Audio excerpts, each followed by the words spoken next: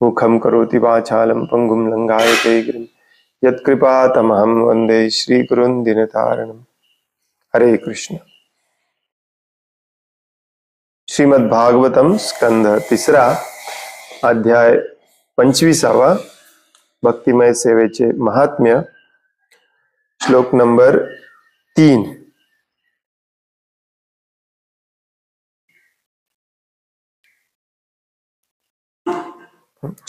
श्लोक नंबर 4।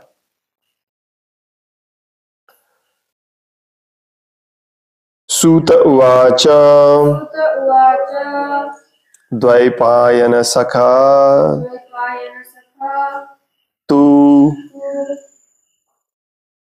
एवं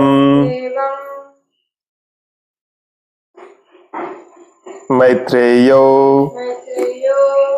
भगवान् तथा प्राहेदं विदुरं प्रीत आन्वीक्षिक्यां प्रचोदितः। सूत उवाच द्वैपायनसखस्त्वेवं मैत्रेयो भगवांस्ततः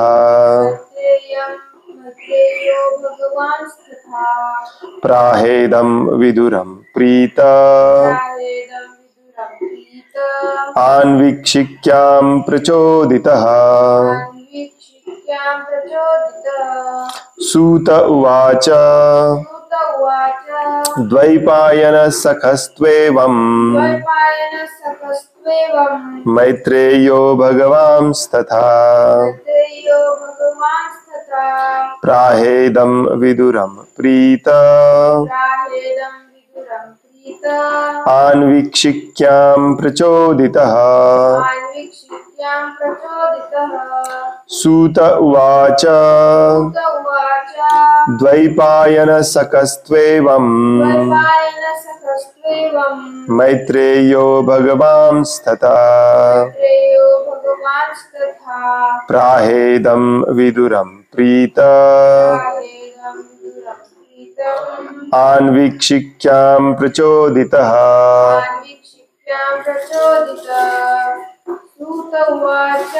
सूत उवाच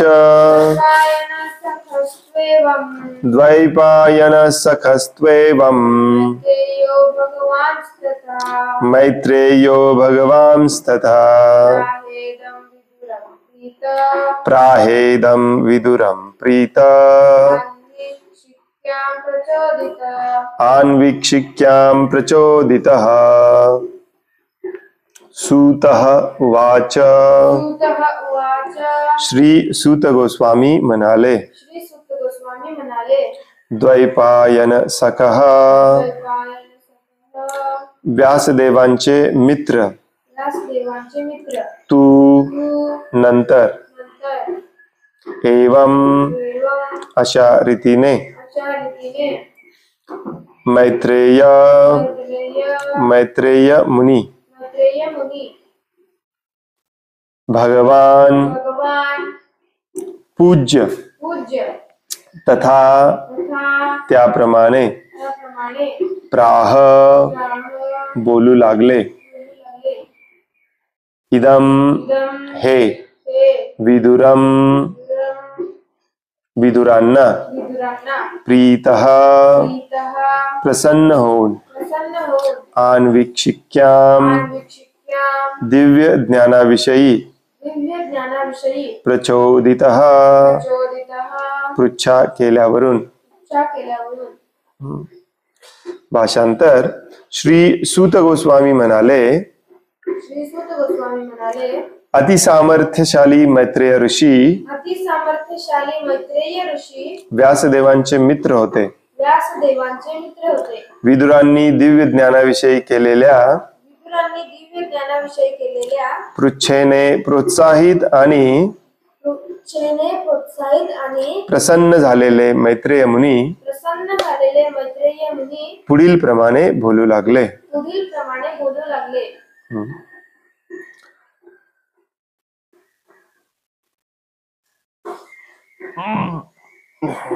तात्पर्य,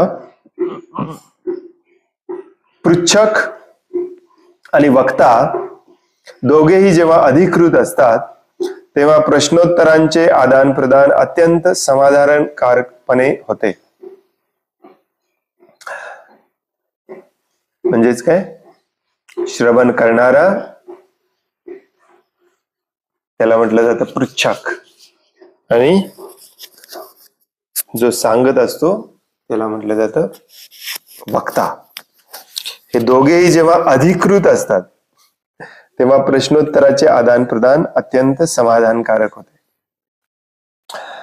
अमेझिंग. श्रील प्रभुपाद परत एकदा आपल्याला याची आठवण करून देतात, कारण संपूर्ण श्रीमद भागवतम हे अशा प्रकारे प्रश्नोत्तराचंच उदाहरण आहे की एका शिष्याने किंवा ज्याला अध्यात्मामध्ये इंटरेस्ट आहे, अध्यात्मात प्रगती करण्यामध्ये इंटरेस्ट आहे, त्याने कशी पृच्छा केली पाहिजे, कशी विचारणा केली पाहिजे, कशी चौकशी केली पाहिजे. श्रील प्रभुपाद नेहमी म्हणतात एन्क्वायरी केली पाहिजे. त्याचे गुण काय असतात, कशा प्रकारे ही विचारणा केल्यानंतर त्याला खऱ्या अर्थाने ज्ञान मिळतं. श्रीमद भागवतम हे त्याचं प्रत्यक्ष उदाहरण आहे. भगवद्गीता देखील त्याप्रमाणे अर्जुन सर्व प्रश्नांची चौकशी करत आहे भगवंतांकडे. आणि पहिल्या 2 स्कंदामध्ये तर खूप अशा जोड्या आहेत, वक्ता आणि श्रवण करता. 3ऱ्या स्कंदातून एकच जोडी कंटिन्यू होते, ती म्हणजे मैत्रेय आणि विदुर. परंतु पहिल्या 2 स्कंदामध्ये खूप आहेत. आणि पहिल्या 2 स्कंदाचा उद्देशच आहे, पहिल्या स्कंदाचा श्रीमद भागवतमचा उद्देशच हा आहे की जो श्रवण करता असतो त्याचे गुण कसे असले पाहिजेत आणि जो वक्ता असतो त्याचे गुण कसे असले पाहिजेत. सूत गोस्वामी, शौनक ऋषी, शुकदेव गोस्वामी, परीक्षित महाराज, नारद आणि व्यासदेव, भगवान श्रीकृष्ण आणि ब्रह्माजी यांच्यातला संवाद आहे. तर ह्या जोड्या देण्यामागचं कारण हे आहे की हे जे परम गोपनीय ज्ञान आहे भगवंतांविषयीचं ते अशा प्रकारे गुरुशिष्य परंपरेमध्येच प्रदान केलं जातं आणि गुरुशिष्य परंपरेमध्येच प्राप्त केलं जातं. याचा दुसरा मार्ग नाही. तुम्ही भले बडे विद्वान असाल, या भौतिक जगाच्या भौतिक तुलनेमध्ये तुम्ही अत्यंत विद्वान असाल. काही लोकांना नसलं तरी वाटत असते आपण आपल्या इतका विद्वान कोणीच नाही. परंतु जरी तुम्ही अत्यंत विद्वान असला तरी तुम्हाला गुरु पाहिजे.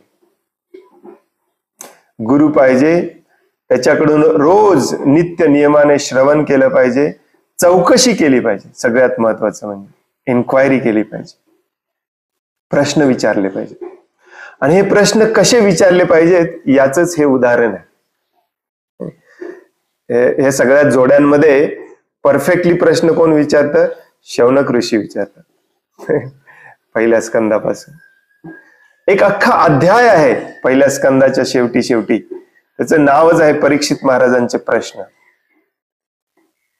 अख्खा अध्याय परीक्षित महाराज फक्त प्रश्नच विचारतात.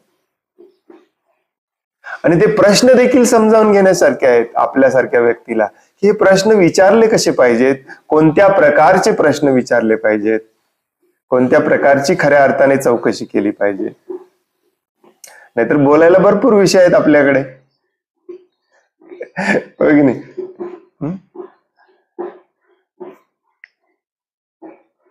हे पण लक्षात ठेवलं पाहिजे. आणि हे प्रश्न विचारण्याची एक पद्धत असते, प्रभुपाद बऱ्याचदा समजावून सांगतात. इथे मी मुद्दामून इंटरेस्टिंग म्हटलं कारण पहिल्या वाक्यामध्ये प्रभुपाद म्हणतात पृच्छक म्हणजे विचारणारा आणि वक्ता म्हणजे सांगणारा दोघेही जेव्हा अधिकृत असतात. आता सांगणारा जो वक्ता असतो तो अधिकृत असला पाहिजे, हे बऱ्याचदा ऐकलं आपण, नाही? त्याची पात्रता असली पाहिजे. तो अधिकृतचा अर्थ असतो तो देखील त्याच्या गुरुकडून ऐकलेला असला पाहिजे, मनमानित गुरु नसला पाहिजे, त्यालाच अधिकृत म्हणतात. प्रामाणिक असला पाहिजे. आणि त्यांची वर्णन भागवतम मध्ये बऱ्याच ठिकाणी दिलेलं आहे. श्रीमद भागवतम मध्ये एका ठिकाणी तर सूत गोस्वामी आपल्या गुरुचं वर्णन करण्यामध्येच एक अध्याय घालवतात. सूत गोस्वामींचे गुरु कोण? शुकदेव गोस्वामी, हो की नाही? अख्खा अध्याय शुकदेव गोस्वामींवरती आहे. तरीही हे खूप महत्वाचं आहे की जो श्रवण करणारा असतो, जो विचारणा करणारा पृच्छक असतो, तो देखील अधिकृत असला पाहिजे. आणि त्याचं परफेक्ट उदाहरण आहे म्हणजे परीक्षित महाराज. श्रीमद भागवतमच्या पहिल्या स्कंदामध्ये जवळजवळ शेवटचे 8-10 अध्याय हे परीक्षित महाराजांच्या पात्रतेवरतीच आहेत. की का परीक्षित महाराज श्रीमद भागवतमचं श्रवण करण्यासाठी, हे ज्ञान ग्रहण करण्यासाठी पात्र होते, कसे पात्र होते. आणि हे जाणणे खूप महत्वाचं आहे. आपण सगळे श्रीमद भागवतमचा अभ्यास करत आहोत, श्रवण करत आहोत. आपण हे जर जाणलं नाही तर श्रीमद भागवतम आपल्याला कधीच कळणार नाही.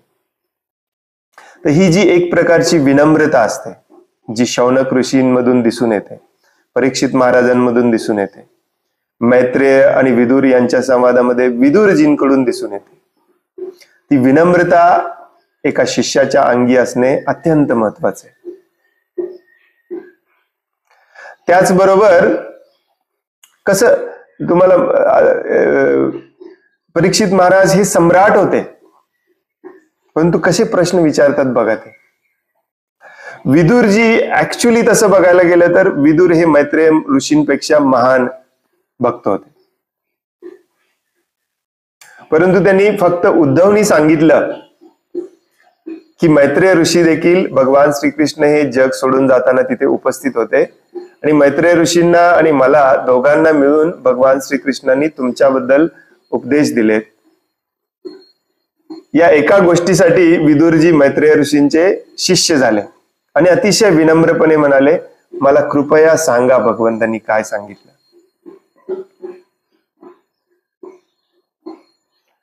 आपण कधी कधी इतके जवळचे होतो की आपण भक्तांचा आदर करायचा विसरून जातो.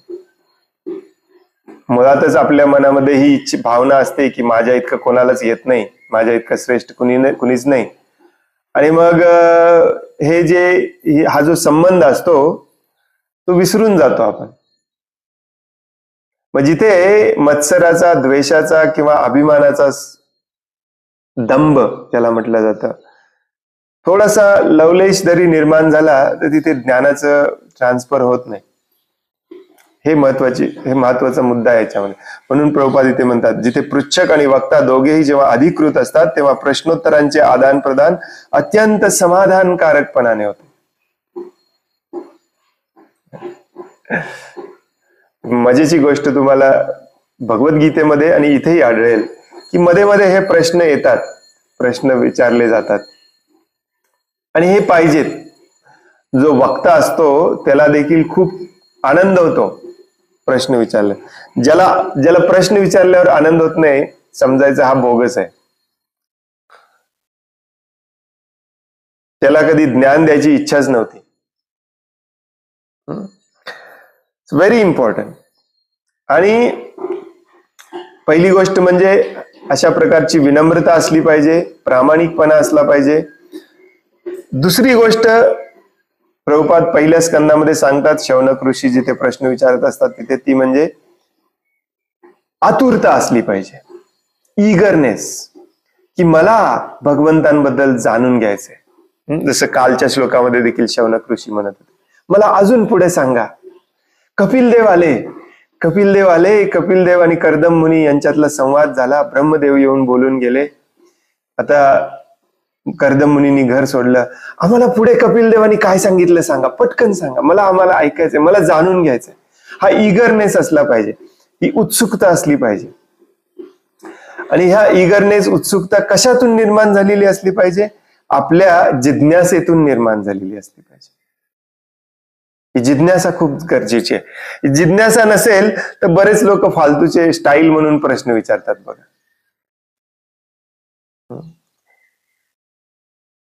उगी विचारायचं म्हणून प्रश्न विचारायचा. तसं त्याचा काही उपयोग नाही. प्रामाणिकपणा असला पाहिजे, विनम्रता असली पाहिजे. विनम्रतेचा अर्थ काय असतो? समोरच्याला चॅलेंज करायचा आहे म्हणून कधी प्रश्न विचारायचा नाही. काही लोकांचा असा उद्देश असतो, समोरच्याला चॅलेंज करण्यासाठी. म्हणजे समोरच्याने उत्तर दिलं काय नाही दिलं काय काहीच फरक पडत नाही, तुमची प्रगती होतच नाही. कारण तुमचा मूडच नव्हता की जे दिलेलं उत्तर आहे ते तुम्ही जाणून घ्यावं आणि त्याच्याप्रमाणे प्रगती करावे, हा उद्देशच नव्हता मुळात. त्यामुळे विनम्र असलं पाहिजे, प्रामाणिक असलं पाहिजे. प्रामाणिकचा अर्थ काय असतो? की मला हे ज्ञान नाही आहे आणि मला हे ज्ञान पाहिजे, ही अगदी सिन्सिअर इच्छा असली पाहिजे. याच्यासाठी पहिली गोष्ट असते ती म्हणजे हे मान्य करणे की माझ्याकडे हे ज्ञान नाही आहे. बऱ्याच लोकांना हे मान्यच नसतं. म्हणजेच काय, मी खड्ड्यात पडलेलो आहे हे पहिल्यांदा जो मान्य करतो तो वरती यायला पहिला पात्र विद्यार्थी असतो. बरोबर आहे ना? ज्याला मान्यच करायचं नाहीये की मी खड्ड्यात पडलोय, तो वर येणार कसा? तो विचारणार कसा की कोणी आहे का, कोणी दोरी टाकतं का, कोणी मला वर घेतं का? पहिली याला म्हणतात प्रामाणिकपणा. बऱ्याच लोकांना कळत नाही प्रामाणिकपणा म्हणजे काय. की आपण या गृह अंधकूपम, परवाच वाचला आपण, मैत्रेय कर्दम मुनी जेव्हा घर सोडून जात होते. गृह अंधकूपम प्रल्हाद महाराज म्हणतात, या घरदाराच्या संसारामध्ये, या अंधाऱ्या विहिरीमध्ये आपण पडलोय, अडकलोय, हे पहिल्यांदा आपण मान्य केलं पाहिजे. याला म्हणतात प्रामाणिकपणा, ऑनेस्टी. आणि दुसरा एक प्रामाणिकपणा असतो सिन्सिअरिटी. सिन्सिअरिटीचा अर्थ असतो की मग मी इथून बाहेर पडण्यासाठी प्रयत्न पण प्रामाणिकपणे केले पाहिजे. नुसते दाखवायचं नाहीये, बघा मी किती प्रयत्न करतोय. याच्याने काय होणार? भले 4 लोक तुम्हाला म्हणतील पण वाह किती छान प्रयत्न करतोय, परंतु तुम्ही विहिरीच्या बाहेर का कधी निघणारच नाही, कारण तुमचे प्रयत्न प्रामाणिक नाही. तर शिष्याची विचारणा, प्रश्न, चौकशी ही अशा प्रकारची प्रामाणिक असली पाहिजे, विनम्र असली पाहिजे, उत्साहाने, आतुरतेने विचारलेली असली पाहिजे. हे अधिकृत श्रवणकर्त्यामध्ये, अधिकृत पृच्छकामध्ये हे गुण असले पाहिजेत. आणि 3 महत्वाचे लक्षणं भगवद्गीतेमध्ये भगवान श्रीकृष्ण स्वतः सांगतात. हे 3 महत्वाची लक्षणं तर असली पाहिजेत. कोणाला सांगता येतील हे 3 महत्वाचे गुण?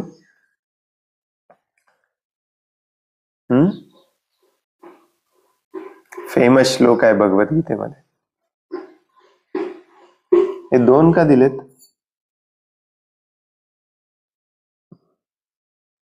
तद्विधी प्रणिपातेन. भगवंत स्वतः सांगतात हीच विधी आहे, हीच पद्धती आहे ज्ञान ग्रहण करायची. तद्विधी प्रणिपातेन. पहिल्यांदा प्रणिपात म्हणजे वंदन करून, नमस्कार करून समर्पण केलं पाहिजे. तद्विधी प्रणिपातेन परिप्रश्नेन, मग प्रश्न विचारले पाहिजे, चौकशी केली पाहिजे, आपले सगळे संशय मिटवून टाकले पाहिजे. तद्विधी प्रणिपातेन परिप्रश्नेन सेवया, आणि सेवा केली पाहिजे. सेवेशिवाय ज्ञान मिळत नाही. मॅक्झिमम लोकांना हे अजूनही कळत नाही की सेवेशिवाय ज्ञान मिळत नाही. सेवेमध्येच ज्ञान असतं. सेवा केली पाहिजे. प्रभुपाद तर एका ठिकाणी म्हणतात तद्विधी प्रणिपातेन परिप्रश्नेन. कसली प्रश्न विचारले पाहिजेत? प्रश्न हे विचारले पाहिजेत की मी सेवा कशी करू. या 3 गोष्टी महत्वाच्या आहेत. शिष्याचे लक्षण प्रणिपातेन परिप्रश्नेन सेवया. आणि जो वक्ता असतो, सांगणारा, गुरुच्या ठिकाणी असतो त्याची पण लक्षणं दिलेली आहेत, असं नाही की त्याची लक्षणं दिली नाहीत. पहिली गोष्ट म्हणजे तो अधिकृत असला पाहिजे. अधिकृतचा अर्थ असतो तो त्याच्या गुरुने सांगितलं पाहिजे. याचाच अर्थ पहिली महत्वाची गोष्ट म्हणजे त्याला गुरु असला पाहिजे. तुम्ही वृंदावन मध्ये जर गेला तर तुम्हाला बरेच बाबा बुवा भेटतील. त्यांच्या गुरुची तुम्ही चौकशी केली तर ते सांगतील की त्यांना गुरुच नाही. ते सगळ्यात जो फेमस आहे काय नाव त्यांचं, रमेश बाबा. रमेश बाबा म्हणतो मला गुरुच नाही. तर तिथेच तो त्याचा अधिकृतपणा नष्ट झाला. ज्याला गुरु नाही तो गुरु बनूच शकत नाही. Very easy. पहिली गोष्ट. आता काही लोक गुरु बनण्यासाठी गुरु करतात. लोक मला सिरियसली घेत नाहीयेत दीक्षा घेतल्याशिवाय म्हणून दीक्षा घेतात. बरेच लोक, मॅक्झिमम लोक आजकालच्या इस्कॉन मधले. ह्याचा पण काही उपयोग नाही. मग अजून काही लक्षणं दिलेली आहेत शास्त्रामध्ये? नाही असं नाही, सगळं दिलेलं आहे. प्रभुपाद म्हणतात शास्त्रामध्ये सगळं दिलेलं आहे, तुमची चौकशी कमी पडते. जसं उपदेशामृतच्या पहिल्या श्लोकामध्ये श्रील रूप गोस्वामी सांगतात की कोण व्यक्ती गुरु बनू शकतो, कोण व्यक्ती जगभरामध्ये शिष्य बनवू शकतो, या शब्दातच सांगितलंय हो की. वाचो वेगम मनसा क्रोध वेगम जिव्हा वेगम उदरोपस्थ वेगम एतान वेगान यो विषयेत धीरा सर्वाम अपिमाम पृथ्वीम सशिष्यात. हाच व्यक्ती पृथ्वीवरती सगळीकडे जाऊन शिष्य बनवू शकतो. कोण? ज्याचं या 6 गोष्टींवरती कंट्रोल आहे. वाचा, मन, क्रोध, जीभ, पोट आणि जननेंद्रिय. चैतन्य महाप्रभू सांगतात न धनम न जनम न सुंदरीम कविताम वा जगदीश कामय. ज्याला ना अनुयायी मिळवण्यामध्ये इंटरेस्ट आहे, ज्याला ना सुंदर स्त्रीकडे आकर्षण आहे, ज्याला पैसे संपत्ती मिळवण्याची इच्छा आहे, असा व्यक्ती गुरु होऊ शकतो. भगवद्गीतेमध्ये तर हजारो ठिकाणी सांगितलेलं आहे कसा व्यक्ती गुरु होऊ शकतो, हो की नाही.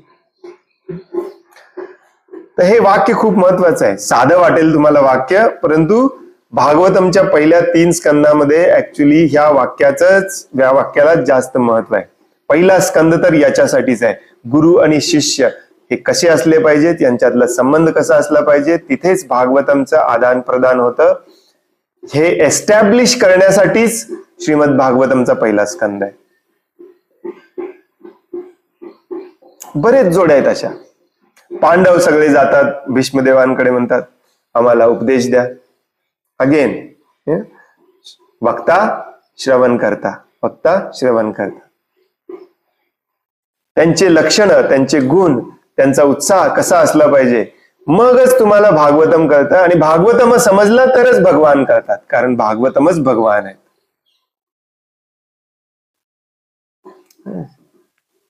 म्हणून पृच्छक आणि वक्ता दोघेही जेव्हा अधिकृत असतात तेव्हा प्रश्नोत्तरांचे आदान प्रदान अत्यंत समाधानकारक होते.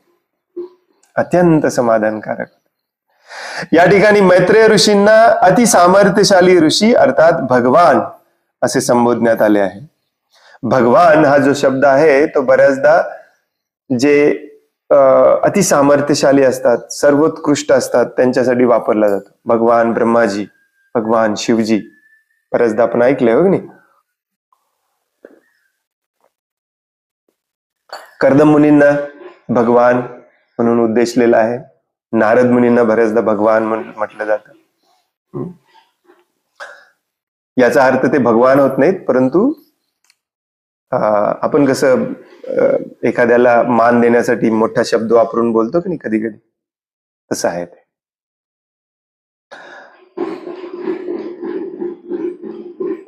तर सूत गोस्वामी म्हणतात की मैत्रेय ऋषी ऍक्च्युली अति सामर्थ्यशाली भगवान होते. हा शब्द केवळ भगवंतांसाठीच नव्हे तर जवळजवळ त्यांच्या इतक्याच कोणत्याही सामर्थ्यशाली व्यक्ती उद्देशूनही संबोधण्यात येतो. मैत्रेय मुनी अध्यात्मामध्ये अति प्रगत असल्यामुळे त्यांना येथे भगवान असे संबोधण्यात आले आहे. भगवंताचे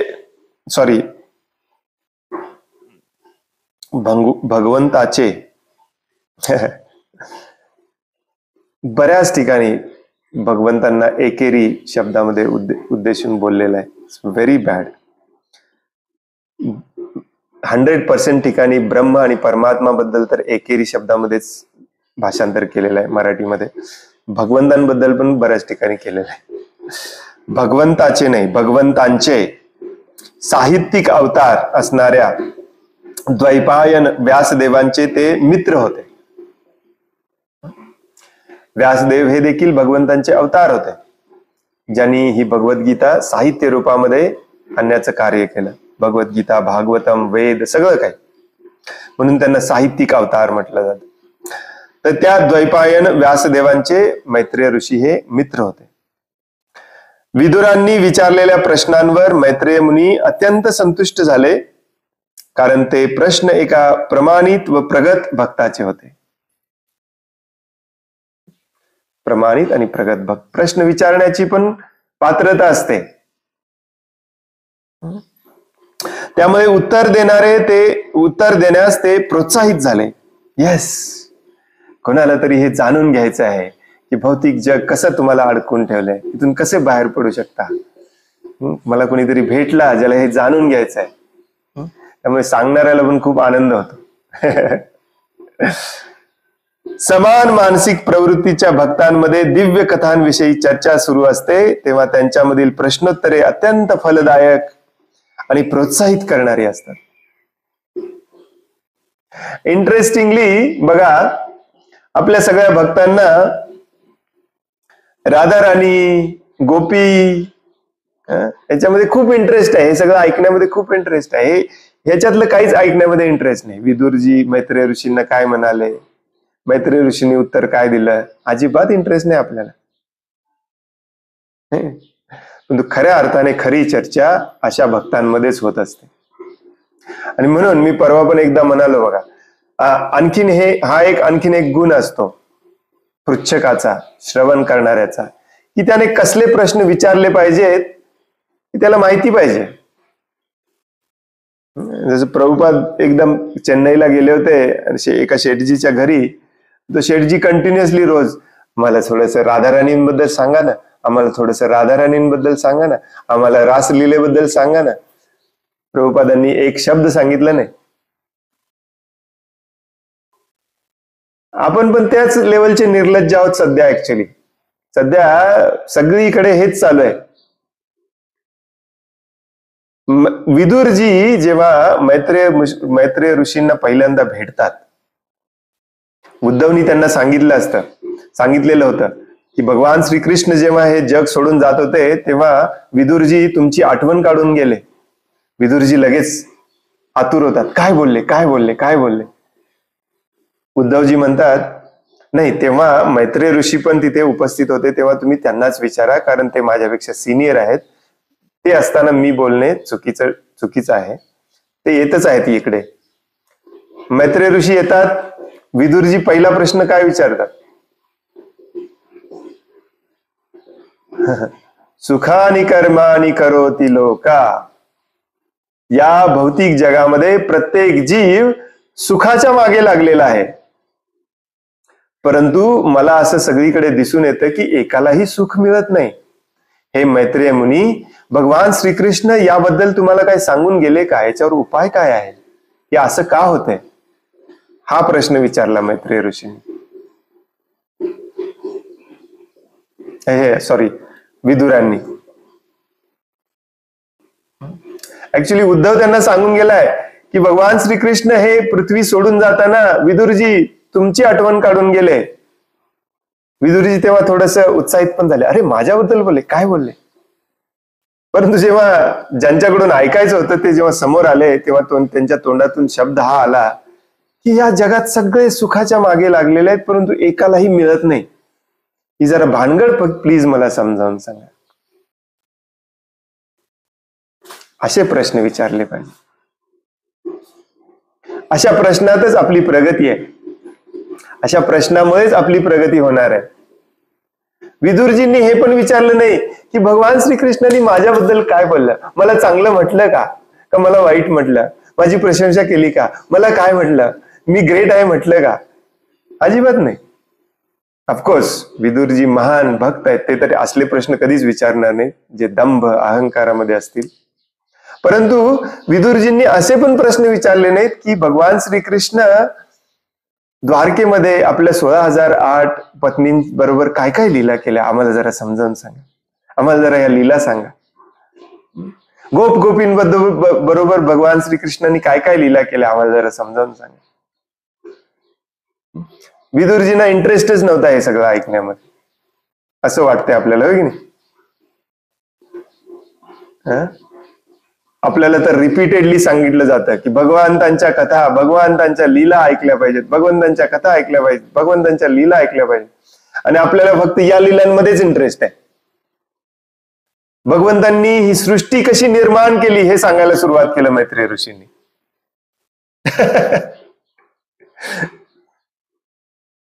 भगवंतांनी, आणि मागचे मला वाटते 5-6 महिने आपण हेच वाचतोय, भगवंतांनी सृष्टी निर्माण कशी केली. ही पण भगवंतांची लीला आहे. भगवंतांनी सृष्टी निर्माण कशी केली ही पण भगवंतांची लीला आहे, पुरुष अवताराची लीला आहे. ही कोण ऐकणार? प्रभुपाद म्हणतात गोकुल मधले नटखट लीला करणारे भगवान श्रीकृष्णांच्या लीला आणि अर्जुनासमोर सिरियसली बाणांचा वर्षाव होत असणारा सारथी म्हणून बसलेल्या भगवान श्रीकृष्णांच्या लीला, आणि या ब्रह्मांडाच्या सुरुवातीला पुरुष अवतारामध्ये येऊन हे ब्रह्मांड सगळं निर्माण तयार करणारी भगवंतांची ही सृजन लीला, हे सगळ्या लीला समानच असतात. एक लीला मला ऐकायची आणि दुसरी ऐकायची नाही असं जो म्हणतो तो मूर्ख आहे, मूर्ख आहे. त्यामुळे विचारणारा जो असतो, पृच्छा करणारा, श्रवण करणारा असतो, त्यांनी काय ऐकलं पाहिजे? अरे इथे तुझ्या इतका पापी कोणी नाही. रात्रंदिवस उठल्यापासून झोपेपर्यंत तू पापच पाप करत असतो, त्याच्यातून बाहेर कसं पडायचं याची तुला विचारणा करायची नाहीये. मला सांगा, भगवान श्रीकृष्ण आणि राधा राणींमध्ये संबंध काय होता? आहे का? आपली पात्रता तरी आहे का ऐकायची? ते ऐकायची. आपलं हृदय दगडासारखं आहे. बाहेर गेल्यानंतर आपल्या हृदयामध्ये करुणा उत्पन्न होत नाही, दया उत्पन्न होत नाही, आणि आपल्याला या माधुर्य लीला ऐकायचे.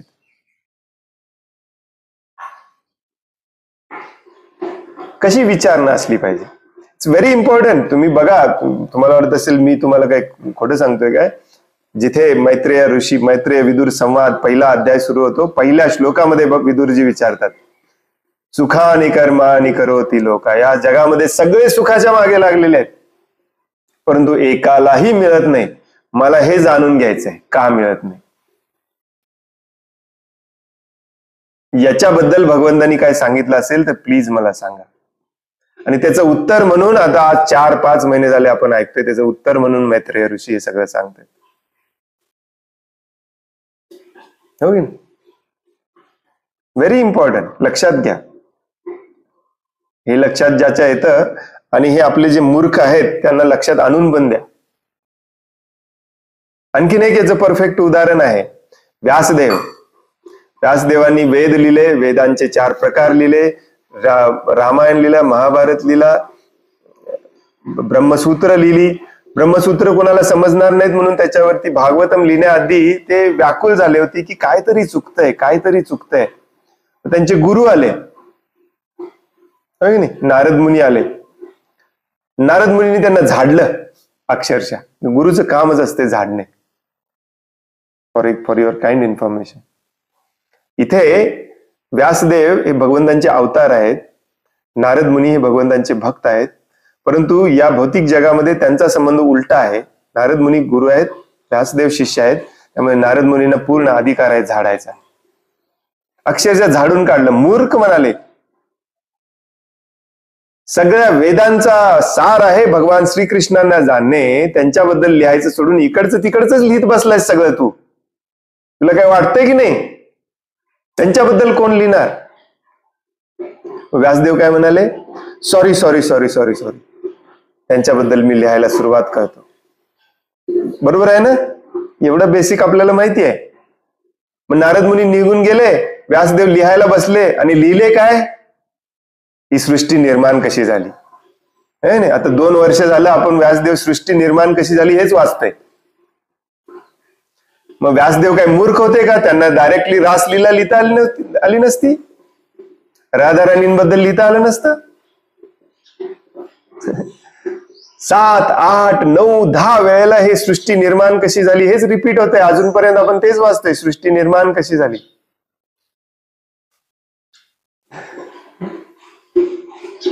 काहीच रसयुक्त कथा नाही. आता जरा जरा सुरू झाले. वराह अवतार, देवहूती, कर्दमनी, दिती, आता जरा ज्युसी कथा स्टोरीज यायला लागली. नाहीतर याच्या आधी भागवतम. तर शिष्याने प्रश्न काय विचारले पाहिजे? आपण कुठल्या परिस्थितीमध्ये आहोत, त्या परिस्थितीतून आपण बाहेर पडण्यासाठी प्रश्न विचारले पाहिजे. कसे प्रश्न विचारले पाहिजेत हे आपल्याला कळायला पाहिजे. आलं का लक्षात? म्हणून प्रभुपाद अगदी स्ट्रिक्टली सांगतात, श्रीमद भागवतमचे पहिले 9 स्कंद अगदी स्ट्रिक्टली, काटेकोरपणे आणि डिटेलमध्ये वाचून घेऊन त्याचं आचरण केल्याशिवाय तुम्ही 10व्या स्कंदाला हातच लावू नका. व्यासदेव हे पहिल्या 3 स्कंदामध्ये सृष्टी कशी निर्माण झाली हे सांगतातच, पण त्याच्यानंतर पण भगवंतांबद्दल सुरू करत नाहीत सांगायला. नाहीच. 9 स्कंद संपले तरी भगवंतांबद्दल सांगायला सुरुवात करत. मग असं याचा अर्थ असा झाला की त्यांनी नारद मुनींचे परत अवज्ञा केली. नारद मुनी तर येऊन सांगून गेले, अरे सगळं लिहून ठेवलंस, भगवंतांबद्दल कोण लिहिणार? आपल्या गुरुला त्यांनी म्हटलं, यस लिहितो, प्लीज तुम्ही काळजी करू नका, लिहितो, तुम्ही या आता. आणि लिहायला बसले आणि परत 9 स्कंद दुसरंच लिहिलं. का? कारण हे 9 स्कंदामध्ये जे दिलेलं आहे ते जर आपल्याला समजलं नाही तर भगवंतांच्या लीला समजणारच नाहीत आपल्याला. इम्पॉसिबल आहे. कारण आपण पाप बंद करणार नाही. हे पाप बंद करून आपलं हृदय शुद्ध होण्यासाठी पहिले 9 स्कंद आहे.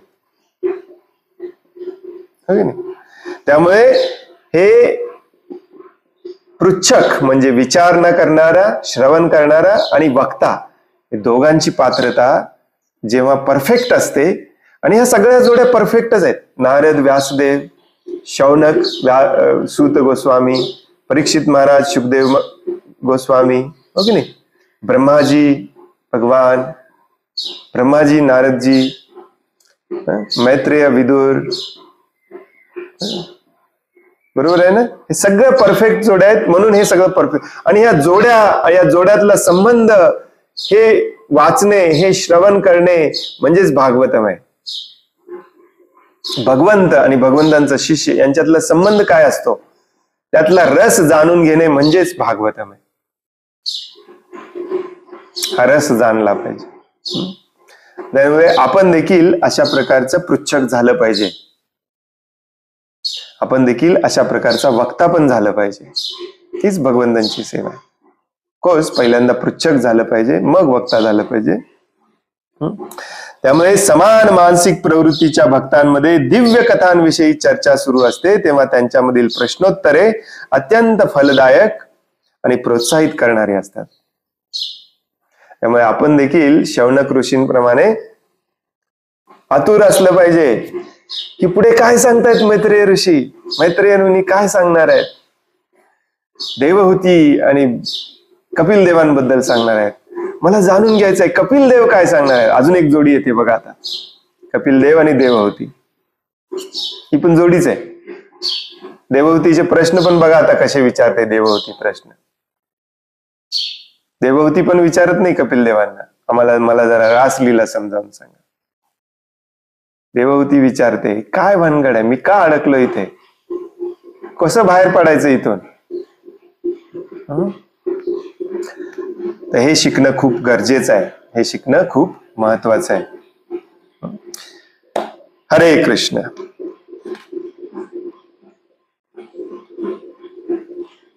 पुढचा श्लोक आहे मैत्रेय उवाच. आपण उद्या सुरू करूया. हरी बोल. कोणाला काही प्रश्न विचारायचा आहे, काही सांगायचं आहे?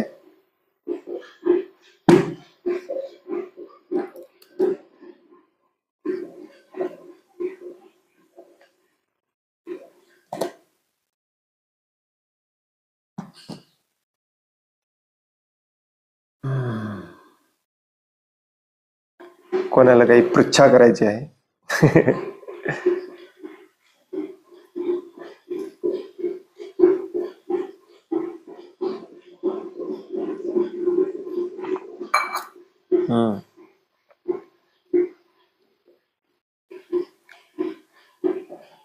आज जवळजवळ सगळे उपस्थित आहेत श्रीमद भागवतमच्या क्लासला, जे रोज असतात. त्यामुळे मी आज तुम्हाला एक सूचना देतो.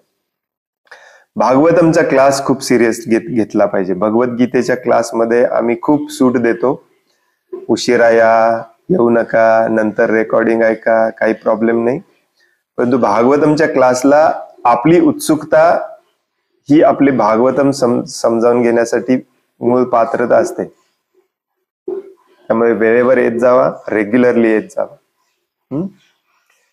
हरे कृष्ण. खूप खूप धन्यवाद. वांछा कल्पतरुभयश्च कृपा सिंधुभ्य एव च पतितानां पावनेभ्यो वैष्णवेभ्यो नमो नमः. अनंत कोटि वैष्णव वृंद की जय. वैष्णव ठाकुर शिल प्रभुपाद की जय. ग्रंथराज श्रीमद् भागवतम की जय. हरे कृष्ण. धन्यवाद.